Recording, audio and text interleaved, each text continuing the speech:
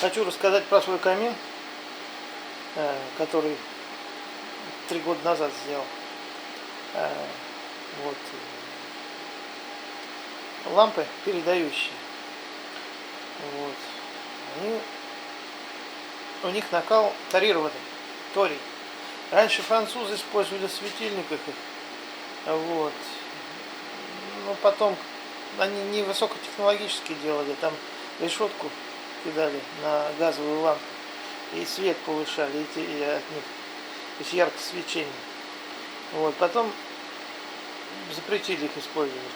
Но наша военная промышленность вот в этих лампах использовали тарированный накал. То есть при нагреве, раскалении его, вот, он ярче светить начинает и выделяет большое количество тепла. То есть у него КПД больше, чем у Тена получается. Вот я друзьям делал, тоже себе сделал. Дальше какая задумка? Хочу эти лампы на 48 вольт, их 4 штуки поставить и запитать на сброс лишней электроэнергии на отопление. Вот. Работают изумительно.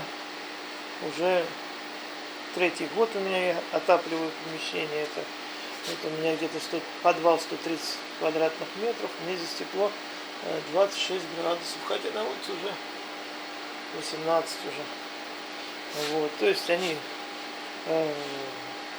обогревают. Вот. Там же стоит вентилятор охлаждения. Вот. Все спрашивают, как так, как это может быть. Ну, такой металл, торий. Вот он свойства имеет. Они герметизированные лампы.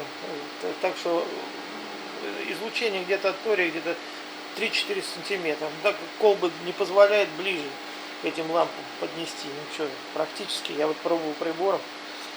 Ничего вообще никакого излучения нет. То есть надо ближе.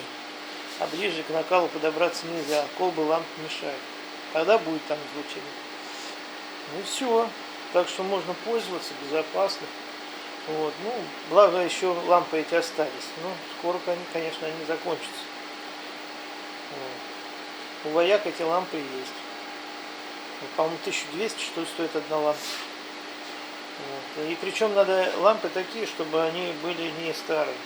Потому что со временем он разрушается, этот торий. Ну, практически лет на 10 не хватает, но если она рабочая лампа была, то, естественно, там срок уже выделение тепла падает сильно. И все, пользуйтесь. Что вы, не задумывайтесь, не лезьте в эти дебри, там, что там, где-то, как там. Вот показывает вам, делайте, повторяйте, да и пользуйтесь, Господи. Нафига вам в теорию в это лезть? Смысл в ней? Башку чем-нибудь забьете и все. Ну все.